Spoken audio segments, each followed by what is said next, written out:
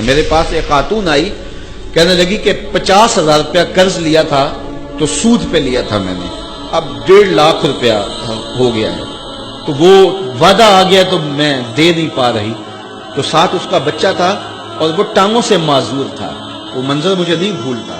تو کہنے لگی کہ آپ کسی کو بھیجیں اور دیکھیں ہمارے دروازے پہ وہ کھڑے ہوئے ہیں, کتنے صفات لوگ ہیں, تو آپ نے کسی مجبوری کے تحت لیا ہوگا. تو کہنے لگی ہاں میں نے بیٹی کی شادی کرنی تھی, لوگوں کے گھروں کے برتن مانج کے میں نے کوئی جہیز کی چیزیں بنا لی تھی, لیکن وہ کہنے لگے 100 آدمی لے کے آئیں گے بارات میں, تو اس وجہ سے مجھے یہ قرض اٹھانا پڑا, باقی تو میں نے تیاری کر لی تھی. تو میں نے کہا آپ اپنے رشتہ داروں میں شادی کر لیتے جن کو آپ کا احساس ہوتا. تو اس نے مجھے کہا کہ جو بارات لے کے آیا وہ میرا سکا بھائی تھا. سکا بھائی اپنی اس بہن کے گھر اپنے بیٹے کو بیانے آ رہا ہے جس کا شوہر گھر کے برتن بھی بیچ کے نشہ کر لیتا ہے اور وہ لوگوں کے گھروں کے برتن مانج رہی ہے, اور وہ بھی کہہ رہا ہے میں 100 کا لشکر لے کے حملہ آور ہوں. اسے نہ شرم آئی نہ حیا آیا, اور اس نے لوگوں کے جو ہے وہ برتن مانج کر کے جہیز بنایا, پھر سود پر رقم اٹھائی اور پھر اس نے ان کی 100 کے لشکر کی دعوت کی, اور وہ سمجھتا ہوگا کہ میں اپنی عزت بنا لی ہے. اور میاں تو 3 بندے لے کے آ جاتا اور کہتا کہ ہم کھانا کھا کے آئیں گے, آپ کے گھر سے چائے پیئیں گے.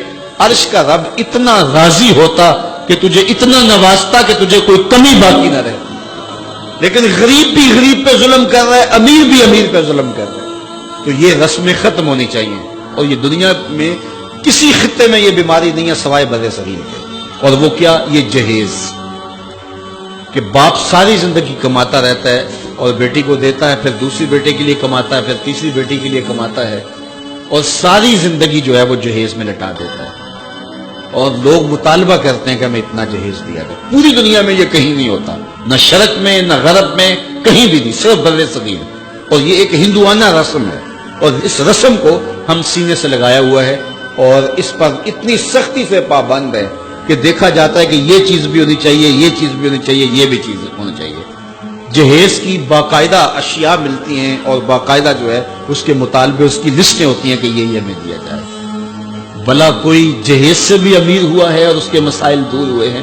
یہ بھی مانگنے کا ایک طریقہ ہے, اور پوری دنیا کے اوپر میں نے عرض کیا کہیں نہیں ہوتا, اور اسلام میں تو اس کی گنجائش ہی نہیں ہے. تحفہ آپ دے سکتے ہیں, لیکن وہ بھی ایک جو ہے وہ مخصوص دائرہ ہے. لیکن جب یہ سلسلہ ایک مرض بن جائے تو اس وقت اس سے بھی ان حالات کے اندر آپ کو گریز کرنا چاہیے, اور اس مصیبت سے بھی جان چھڑانی چاہیے کہ جو ہے وہ 1000 کا لشکر لے کر بیٹی والوں کے گھر حملہ آور ہوتے ہیں. کس نام پہ, کس وجہ سے؟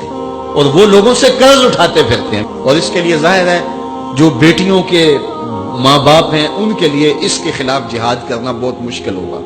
مشکل اس لیے ہوگا کہ لوگ کہیں گے یہ دینے کے لیے کہہ رہے ہیں, اور بیٹے والے جب مطالبہ کریں گے, بیٹی کو ایسے کوئی قبول نہیں کرتا, تو اگر کوئی جہیز کے بغیر بیٹی کا نکاح کرنا چاہے تو کون قبول کرے گا؟ اس کے لیے سب سے اہم ذمہ داری جو ہے وہ بیٹوں والوں کی ہے کہ وہ عزم کریں. میں نوجوانوں سے بھی مخاطب ہوں کہ وہ عزم کریں کہ ہم جب بھی مانگیں گے پیشانی سجدے میں رکھ کے اللہ سے مانگیں گے, اور ہم اپنے ہاتھوں پر اللہ کی دی ہوئی طاقت پہ بھروسہ کریں گے, خود کمائیں گے, سنگلاخ چٹانوں سے بھی اپنی ضرورت کو نکالیں گے. کسی غریب کی بیٹی سے یا امیر کی بیٹی سے جہیز نہیں مانگیں گے.